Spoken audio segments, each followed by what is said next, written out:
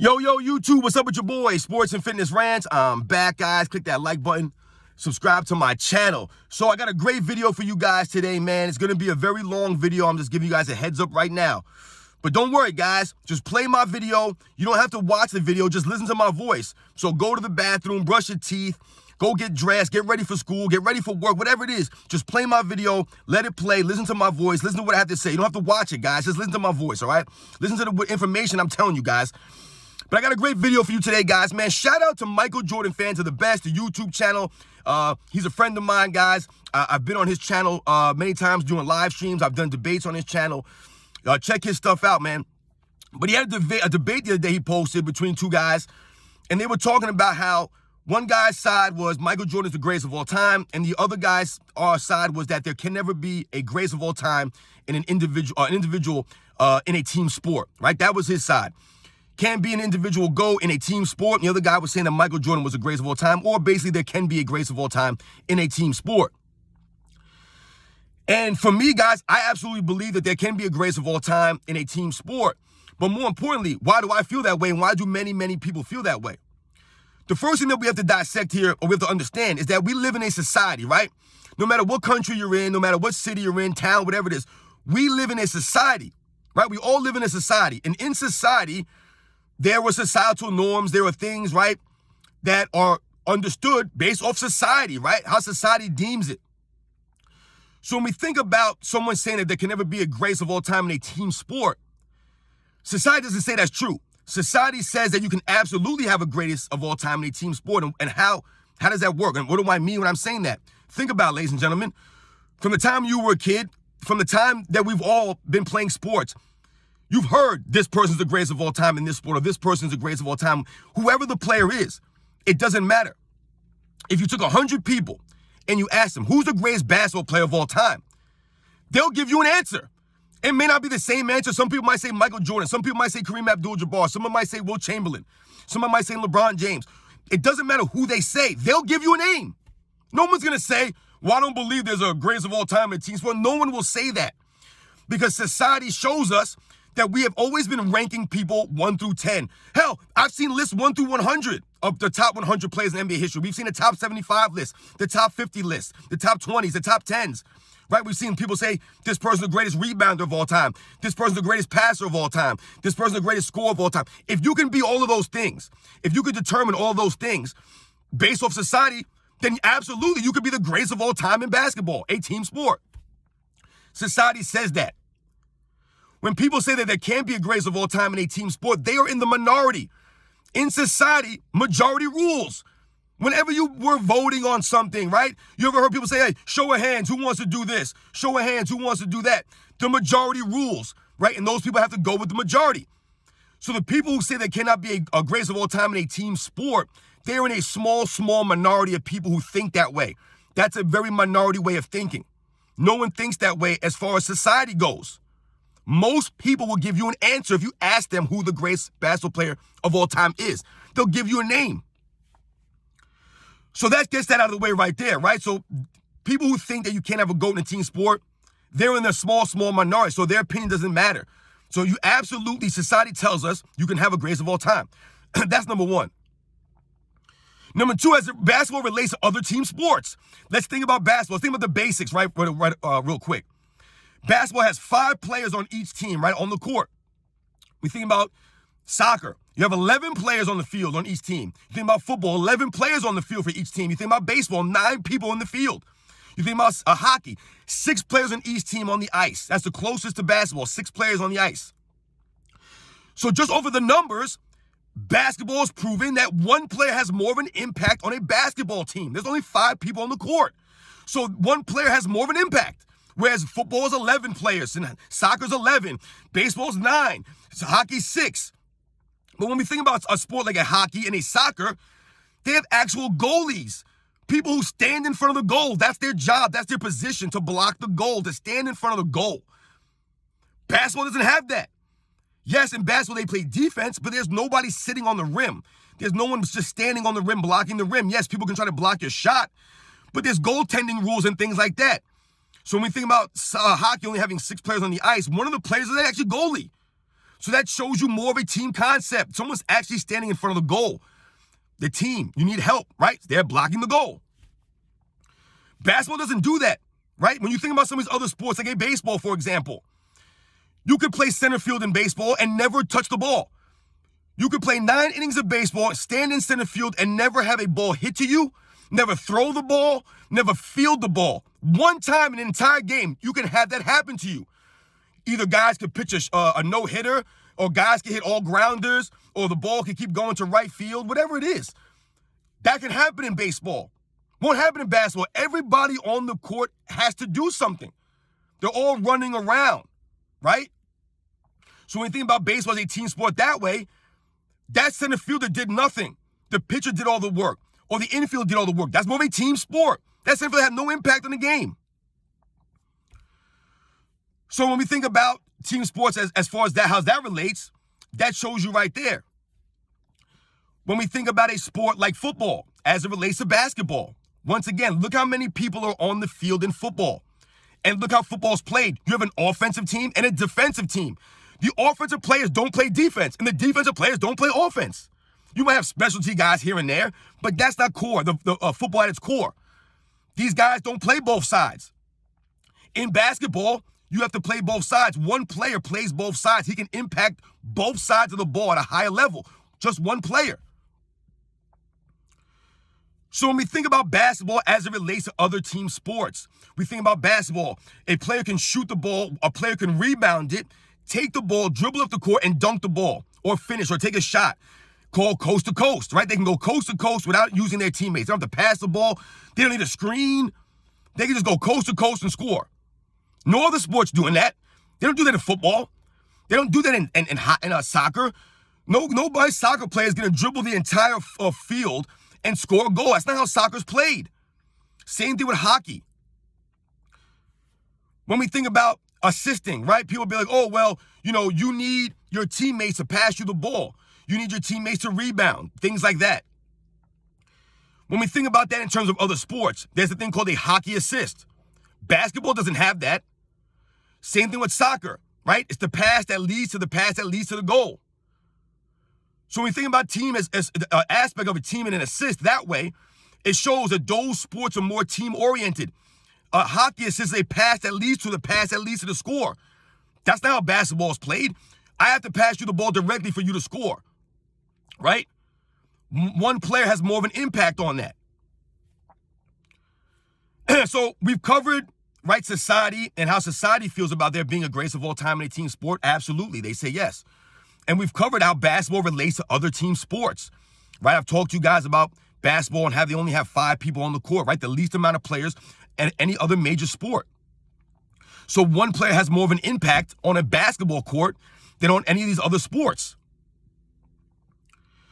When we think about, the aspect of basketball, and you'll hear people say things like, oh, you can't have a greatest of all time in basketball because the rules have changed, or, this has changed and this and that. Yes, absolutely, that's true. But we can say that for every era. Basketball is always evolving. Sports in general are always evolving. The football that I see today is not the football that I grew up watching. Rules are always changing. We can't use the rule changes as a reason why we can't determine who's the greatest of all time. Because if we look at basketball, at its core, it has remained. The basket's always been 10 feet in the air. Hasn't been 8 feet one year and they raised it to 12 feet another year and they moved to 11. It's always been 10 feet. The free throw line distance has always been the same. They never moved it in or moved it back. The free throw line has always been the same. Basketball at its core has been the same. You want to put the ball in the hole and stop people from putting the ball in the hole, offense and defense. The concept of basketball, the purity of it, has never changed. They may have added a shot clock. They may have gotten rid of hand checking. They may have changed the goaltending rules. All these things may have changed. They added the three-point line. These things changed, but it doesn't take away from basketball at its core. Basketball is still at its core, putting the ball in the hole, stopping from people from putting the ball in the hole. Dribbling, passing, and shooting. Nothing's changed. The dimension of the court never changed. Like I said, the rim never changed. So when we say that we can't compare these guys and eras because rules and things like that, doesn't really add up, because the basketball at its core has always been the same. The parameters have always been the same. Yes, some of the rules have changed, but every era can say that they had rule changes. Teams changed. More teams were added, right? More games were played, more playoff series, things like that. Doesn't make a difference. Still basketball. So now when we think about how we would determine who's a greatest of all time, we have to think about it in terms of every era, right? Let's break it down in terms of eras. Could you take the best player from the 50s or the best player from the 60s, the best player from the 70s, the best player from the 80s and 90s and so forth and so on? Absolutely, you could. You can absolutely say who dominated their era, based, compared to their peers. You can absolutely easily say that. You can absolutely look at the numbers, the accolades, and say this player dominated his peers, his era, more than player B. You can easily say that, right? So if we do that, and we took George Mikan in the 50s, and we took, Will Chamberlain in the 60s, and we took, Kareem in the 70s, and we took Magic in the 80s, we took Michael Jordan in the 90s, we took Kobe Bryant in the 2000s, we took LeBron in the 2010s. If we took all those players, right, the greatest players from each era, right, that were greater than their peers, they accomplished more than their peers, they dominated their era more than their peers. If we took all those players, you're telling me we can't compare those players together? We can absolutely compare those players. Absolutely, the same way that we got the great from every era. We could look at the numbers. We could look at the accolades, the championships, who they played with, who they beat. And we can do the most important thing, which is the eye test. Use the eye test. We can absolutely use the eye test on these players to determine who we thought was a greater basketball player and who was better. Because being better and greater to me is a play on words. It's the same thing, right? The greatest of all time.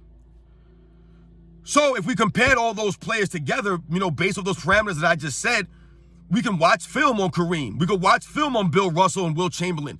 We could watch film on Michael Jordan and Magic and Bird and Kobe and LeBron and Tim Duncan and Shaq and Dr. J and all these guys. We can watch film on all these guys and compare the film with everything I just said, the numbers, the accolades, everything. We combine all that together.